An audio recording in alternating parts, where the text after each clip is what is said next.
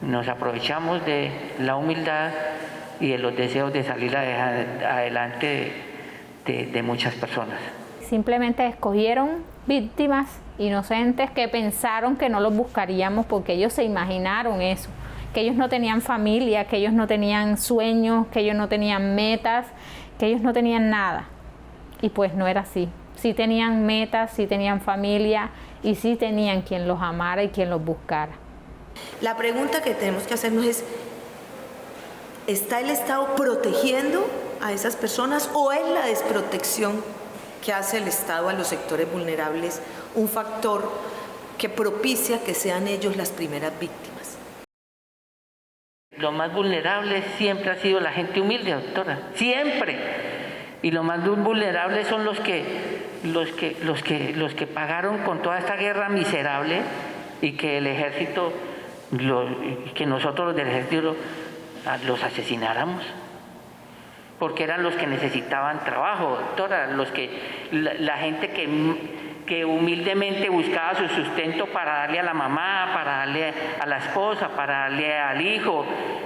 Porque lo que estamos viendo con estos casos de ejecuciones extrajudiciales es que eligen a las víctimas porque son los más pobres, porque son los desocupados, son los que tienen más necesidades, son los más fáciles de engañar, pero además porque creen que nadie los va a llorar, porque creen que nadie los va a buscar, porque creen que nadie va a castigar la muerte de un muchacho humilde, vulnerable, que vive del rebusque en un pueblo. El río durante la guerra pues fue un espacio en el que todos los actores armados lo utilizaron tanto para el transporte de armas, para el transporte de tropas, para el transporte, también lo utilizaron para el transporte de cuando había robo de hidrocarburos, robo de gasolina, también fue utilizado para el transporte de todo el circuito de la coca y además también, como esta es una región de extensas zonas de minería del oro, también ha sido utilizado todo este sistema hídrico al sacar el oro con retros, ha sido un factor contaminante de todo el sistema hídrico del Magdalena Medio. Realmente el río Magdalena ha sido una víctima en el marco de la guerra que hemos vivido en Colombia durante los últimos 70, 80 años. Lamentablemente el río ha sido una fosa, ha sido un lugar donde los muertos han sido arrojados para desaparecer evidencia, para también enviar mensajes a las comunidades ribereñas de la situación que podían sufrir si hablaban o eran cómplices o ocultaban las dinámicas que generaba la guerra.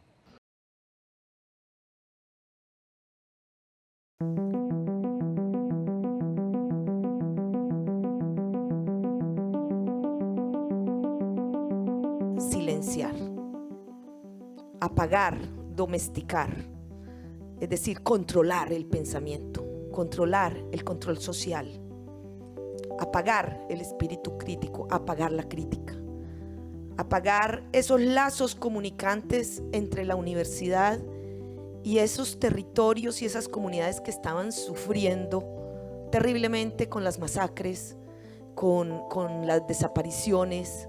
Y quiero señalar muchísimo el efecto y la pretensión de domesticar el pensamiento de la juventud, de los profesores, y que el silencio se nos volviera costumbre.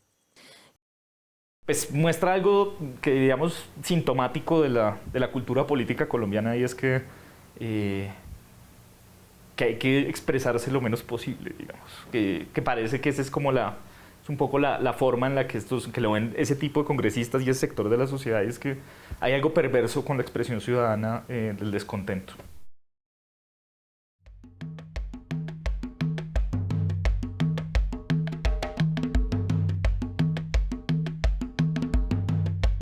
En el marco de las afectaciones del conflicto armado a las mujeres negras, también el racismo desempeñó un papel importante en la medida en el que los prejuicios coloniales construidos alrededor de los cuerpos de las mujeres negras implicaron que esta manera en la que era perpetrada la violencia sobre los cuerpos pues fuera masiva y fuera sistemática. Y en esa misma medida la hipersexualización que estuvo sujeta a los cuerpos de las mujeres negras, pues posibilitó o promovió el hecho de que los actores armados se apropiaran y se apoderaran de sus cuerpos y los consideraran como suyos. En ese sentido, el hecho de que las mujeres negras fueran percibidas como ardientes, como calientes, afectaba el consentimiento sobre sus cuerpos. Las mujeres negras, precisamente ancladas al prejuicio colonial del servicio, pues entran en algunas dinámicas en las que las únicas posibilidades del trabajo son la cocina y el trabajo doméstico. Este desplazamiento masivo de las mujeres negras entonces implicó perder la autonomía que tenían dentro de sus territorios y desplazarse a estos espacios urbanos en los que no solamente sus derechos étnicos y de género no eran garantizados, sino que estas situaciones laborales con relación a la esclavitud, en muchas ocasiones forzada, el empleo doméstico, la cocina, la precarización laboral, pues pusieron a las mujeres negras en una condición de precarización de sus derechos, tanto laborales como civiles como políticos. Es muy duro tener que uno llegar a esta ciudad a pasar trabajo y mirar a ver cómo resolver para darle de comer a tus hijos. Yo llegué aquí, me tocó vender chontaduro. Yo, mediodía, mis hijas, la mayor entraba a las 7 de la mañana, los más grandes, entonces esperaba que a la 1 llegaran los más grandes para que cuidaran a los más pequeños. Y así poderme ir a vender chontaduro para poder sacarlos adelante.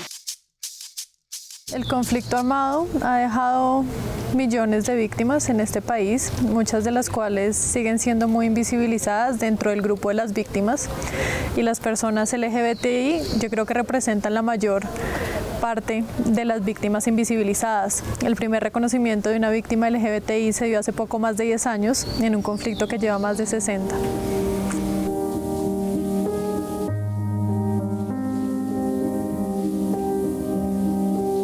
Ser mujer trans, víctima del conflicto armado en Bogotá, es una mierda. Pero nos damos a la lucha, a la resistencia, a la resiliencia.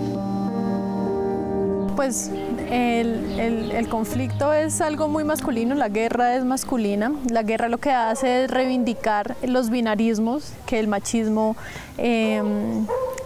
profesa y que el machismo defiende, los binarismos hombre-mujer. La guerra es la guerra o la paz, el bueno y el malo, al que hay que aniquilar y al que hay que proteger.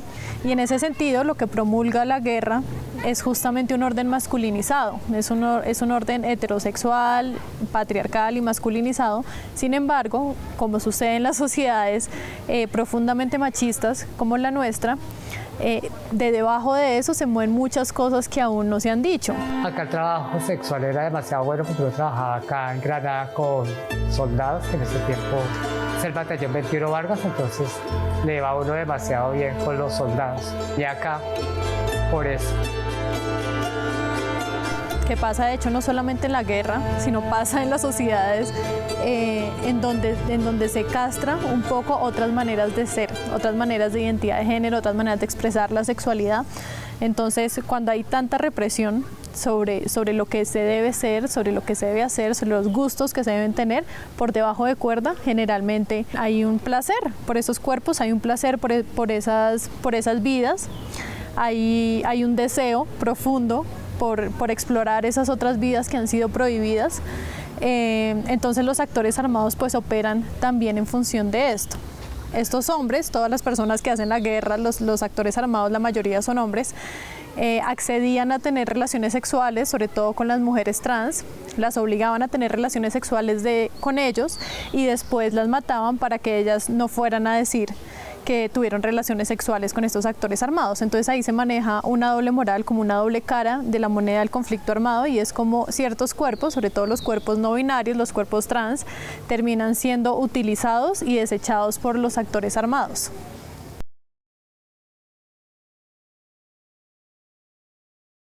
Lo que a mí más me queda, sobre todo, digamos, desde mi investigación del exilio, es todo lo que perdimos como país, sobre todo como en la riqueza humana, ¿sí? Es como la pluralidad que perdimos, los liderazgos, las personas valiosas que estaban haciendo periodismo, que estaban haciendo derechos humanos, que estaban haciendo arte para transformar este país. Eso siento que es lo más doloroso de todo. O sea, como país todos perdimos demasiado. Desde el momento en que regresé de Barcelona, en el primer taller donde nos hicieron una capacitación a diferentes colombianas y colombianos en Europa para hacer este tipo de pedagogías y para realizar las entrevistas de los ciudadanos colombianas y colombianos en Europa. Desde ese momento me ha parecido importante que la visibilidad de mí como una mujer en el exilio, pero además como una mujer trans que es disidente de un sistema económico, patriarcal y hegemónico en Colombia, que nos ha impulsado o presionado hasta la expulsión. Soy una sobreviviente de lo que ha sido el conflicto colombiano.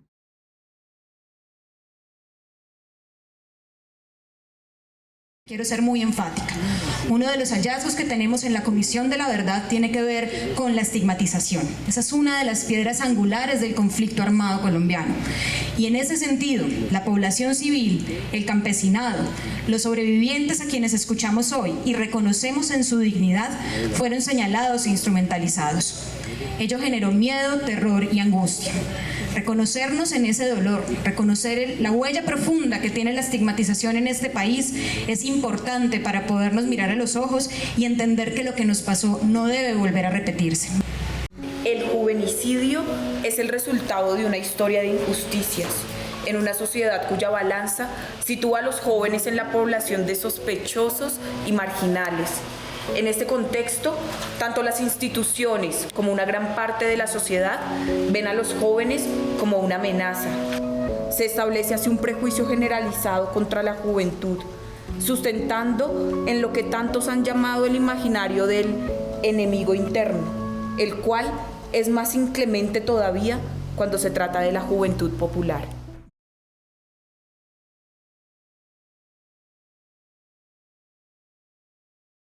La coca hay que reconocer que es una de las plantas con 8.000 años de domesticación. O sea, es un alimento, tiene más calcio que la leche, tiene más proteína que muchos alimentos proteicos y se cultivaba como alimento para la subsistencia.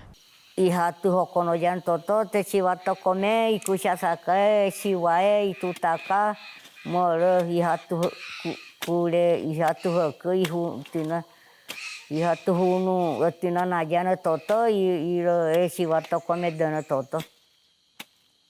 El cultivo tras la caída de los precios del caucho.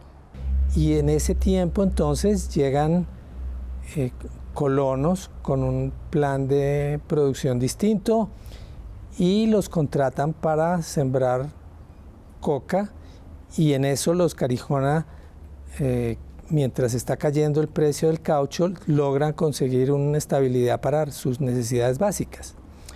O sea, la gente no empieza a cultivar coca sabiendo que es una planta directamente para el narcotráfico.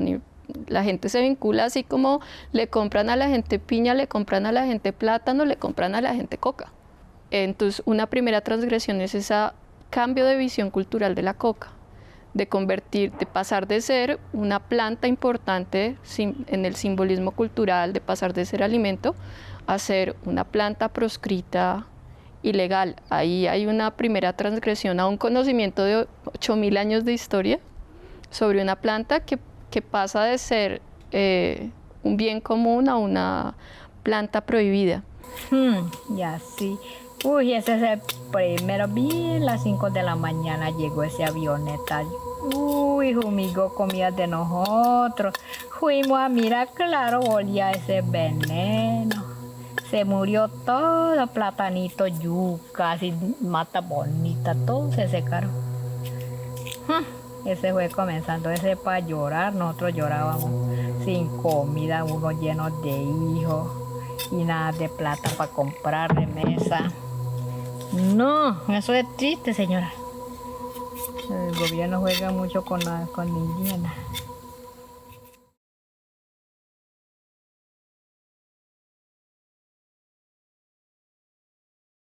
La colonización, la llegada de los colonos campesinos ha sido como el auge en ese tiempo de las caucherías, pero también proyección de la ganadería.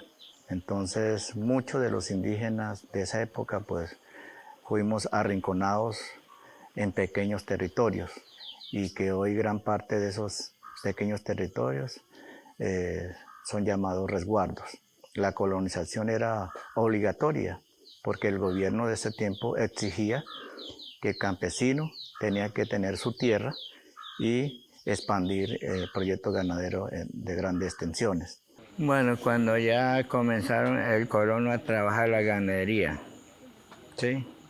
Extensiva. Y ya de ahí comenzaron a entrar también en la bonanza, en la coca. Y ahí comienzan ya a entrar otra influencia que no era nosotros, ¿sí? Por eso ahí entra ya conflicto, matanza a los indígenas, ¿sí? Ya ahí comienza ya discriminación a los coreguajes.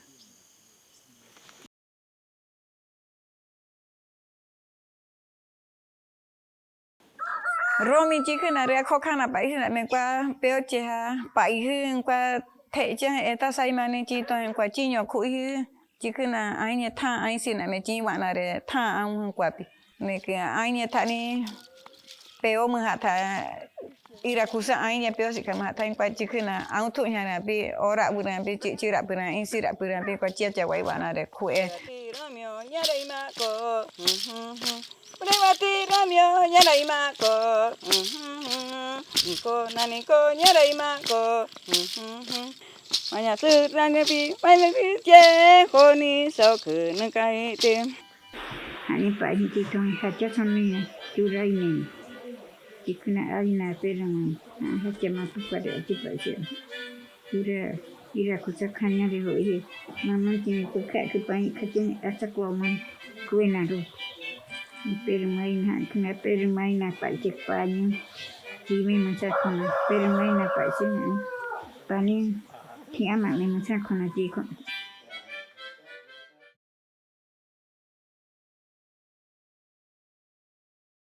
Cuando se hablaba de falsos positivos en Toluviejo, la gente se asustaba. De hecho, recuerdo que mi mamá me decía, hija, vete que te van a matar, vete.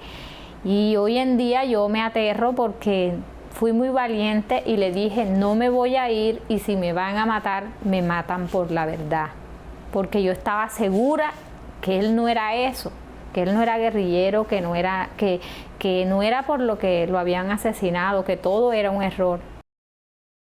La verdad se ha conocido, aunque muy lenta, pero se ha conocido porque ustedes han luchado por esa verdad. Y solos, además, con persecuciones, con amenazas, con quererlos callar, con estigmatizándolos, pero ustedes han sido, y yo lo dije, unos guerreros de la verdad, que han luchado por esa verdad, por sus familiares, que injustamente y vilmente y cobardemente los asesinamos. Es que nosotros, donde nos decían que fuéramos, que hay que ir a Manizales, que hay que ir a Pereira, que hay que ir a Samaná, de una, todos juntos. Porque uno solo no consigue nada, tiene que ir en unión. Y se siente la alegría, démosle gracias a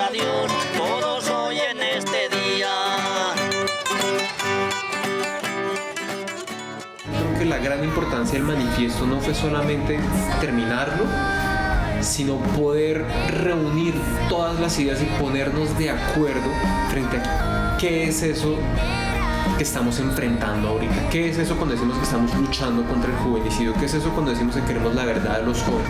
Hemos logrado ver que las juventudes de ahora no tienen el miedo impregnado en los huesos como las generaciones anteriores. Y creo que es justamente desde el no tener miedo que se pueden construir esas alternativas que el país necesita. En este manifiesto expresamos nuestra voluntad y compromiso de respaldar el informe preparado por la Comisión para el esclarecimiento de la verdad acerca de las violencias cometidas en el marco del conflicto, el cual busca generar garantías de no repetición.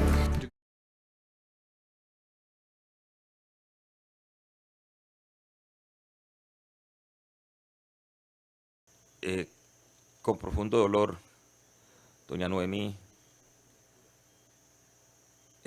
a nombre de todos mis compañeros, volvemos aquí a manifestarle nuestro anhelo de que algún día ustedes, las familias de los jóvenes que fueron víctimas de este grave crimen que cometimos en el Puracé, puedan perdonarnos.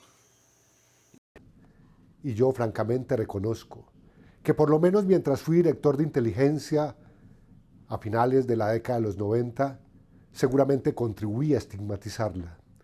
Tenía en ese momento el prejuicio de que la universidad era una especie de cantera estructuralmente vinculada a grupos armados y que en la universidad se producía la vinculación de combatientes para esas guerrillas. ¡Qué error tan grande! Pues cuando pusimos fin al acuerdo, a ese conflicto con las FARC, la demostración fue evidente de que la universidad no era esa cantera. Que estoy aquí porque soy uno de los responsables de los hechos ocurridos el 25 de abril que condujeron a una masacre de personas inocentes en la vereda, en el corregimiento del Alto San Juan y la vereda La Rubla. Que es mi responsabilidad no haber asumido el control y el orden de las tropas que estaban a mi favor o bajo mi control para evitar de que esto sucediera acá en esta vereda. Somos los responsables y por lo cual pedimos el perdón si es posible. Pedimos el perdón de todo corazón. Queremos aportarle a la paz, queremos aportarle a la vida, queremos que este proceso avance, queremos que no se repita más la violencia en los campos colombianos. Quiero decirles que uno de los primeros reconocimientos que tenemos que hacer como FARC, como Columna Jacobo Arenas, como comandantes de esta unidad, es reconocer las verdades que ustedes mismos han expresado como víctimas. O sea, todo lo que ustedes han dicho es verdad. Eso pasó aquí en Caldono y nosotros hoy asumimos esa responsabilidad.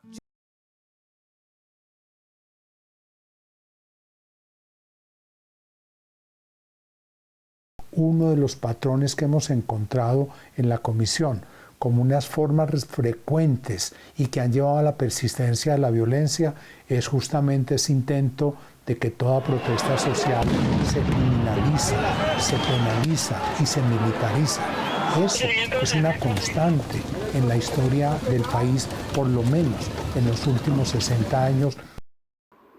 Sentar inclusive a las mismas instituciones que provocan dolor en el río a través de su contaminación, las empresas mineroenergéticas, eso no es cosa fácil. ¿Quiénes son? ¿Cuáles son las empresas que generan el fracking o que van a generar el fracking en Magdalena Medio? y que reconozcan que sí contamina o no contamina. El Estado no nos ha garantizado nada, ni el Estado nos ha dado nada, ni siquiera decir, tome, le regalo este bulto de abono. Su merced va a comprar un bulto de abono, ahorita vale 115.000 pesos un bulto Notrimón. Imagínese, cuando la papa está a 15.000 pesos, le toca a usted vender 7 bultos de papa para comprar un bulto de abono. Entonces, la gente no mira viable la agricultura.